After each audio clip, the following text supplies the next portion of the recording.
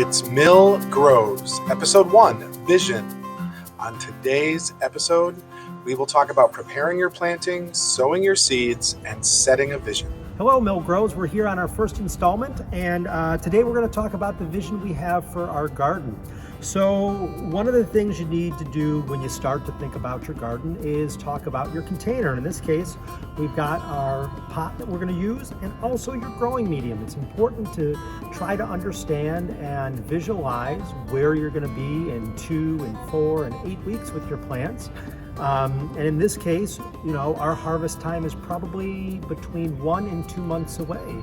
So we need a pot that has enough soil to sustain those over that period of time so they can grow to their ultimate fulfillment and potential and be very tasty things to harvest. For our growing adventure here, we're going to be using this soil, and it's a mixture of peat and compost, which is rotted organic material.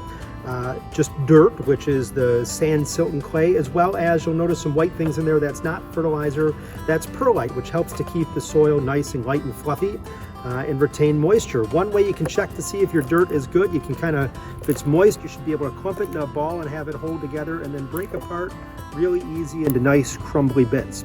If it's got holding together too much, it's probably got too much clay. You need a little bit more organic matter. And if it won't clump up, you don't have enough soil in there, so you'll need a little bit more of the actual dirt, the sand, silt, and clay. So we're going to fill that in about halfway, and we're going to pack it down to make sure we get any air pockets out. And then we're going to keep filling up within, an inch or so of the surface, and again, firm it down. And that is preparing your vision for planting and growth. Hello, Mill Growers. We're going to take a moment to talk about our seeds. You'll be growing 4 different plants in your Mill Grows garden. Starting off with the Tom Thumb pea. It's a small bush pea.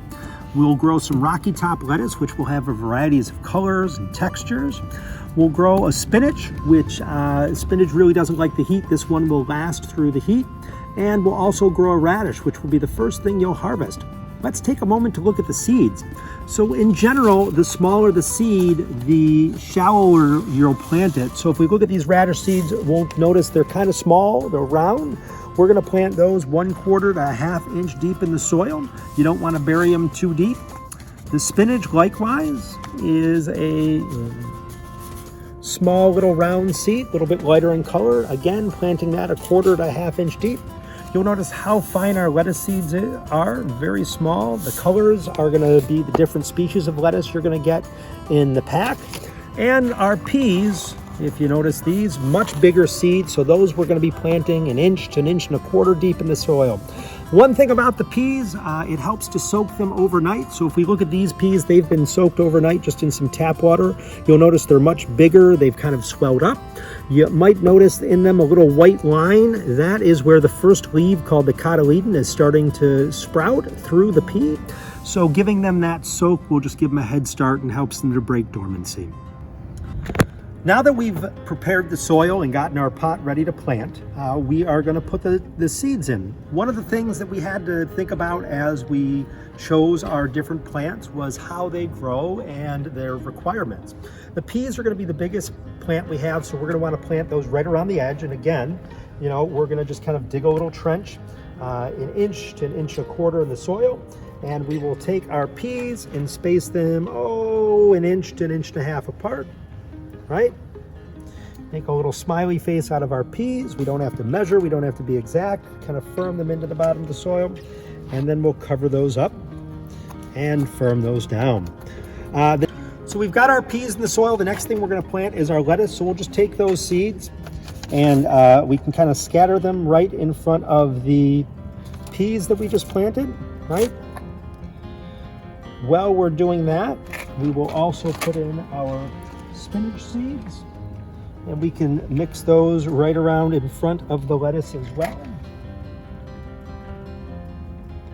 If you've ever had a radish, it's kind of a big globy type plant, so we will plant those right in front. That is going to be the first thing we're going to get to eat, and once they're out, they'll leave some more space for those spinaches and lettuces to grow and kind of take over.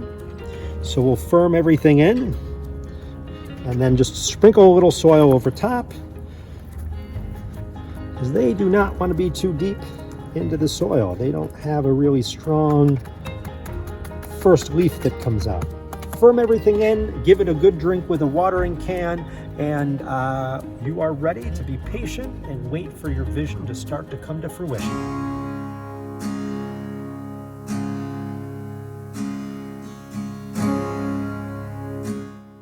Grows is part of being able to create something out of nothing, to have a vision of what we really want to accomplish. So when you plant a garden, you want to make sure you have an idea of where you want certain things planted, whether you want your radishes here, your lettuce here, you might have some peas over here. Just like we do in life, we need a vision for where we want to go. And a vision is like a goal or a dream or a hope.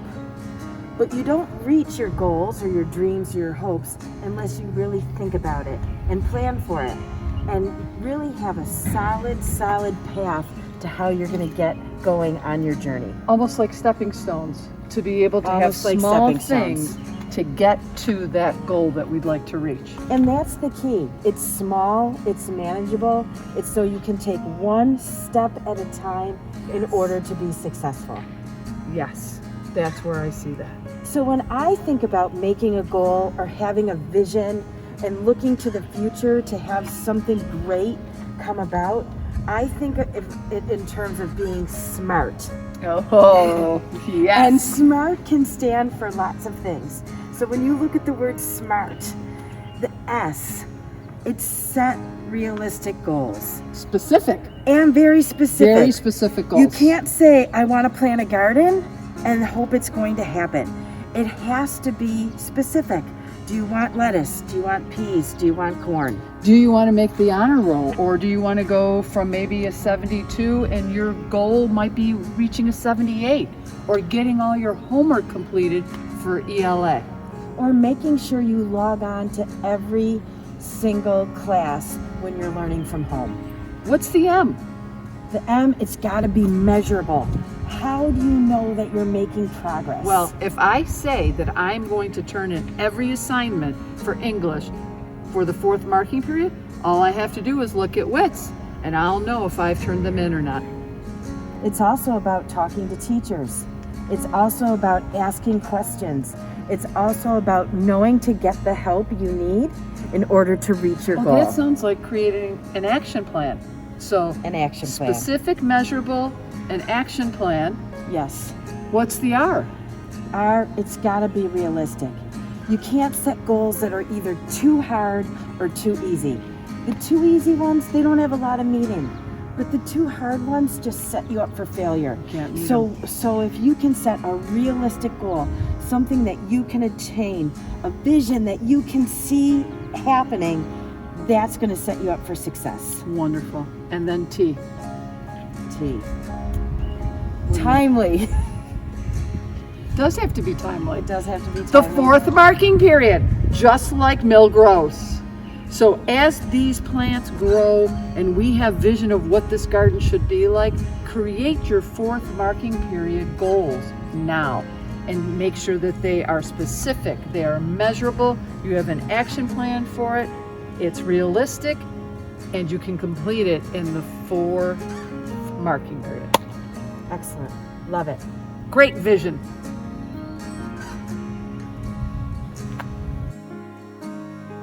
Hi everyone, Mr. Gamero here. Thank you all for joining us in the beginning of our Mill Grows journey. That's my pot right there. I started growing about 3 weeks ago, and you can see the vision and how it's actually taking place. So that's going to be your pot very soon. Stay tuned for next time when we talk about acceptance and starting where we are. Get growing.